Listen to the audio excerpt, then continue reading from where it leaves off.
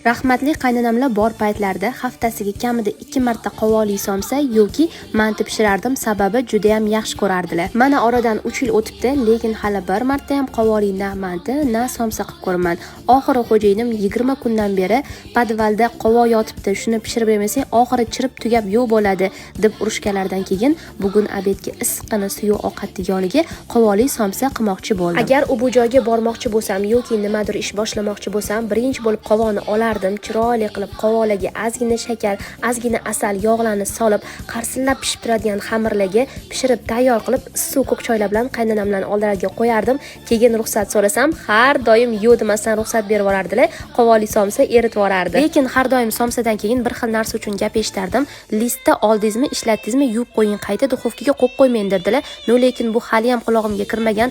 Hozir sal turib yuvib qo'yaman deyman-da, narsa pishirgandan keyin duxovkaga tiqib yorib, qayta shu bilan esimdan chiqib ketadi.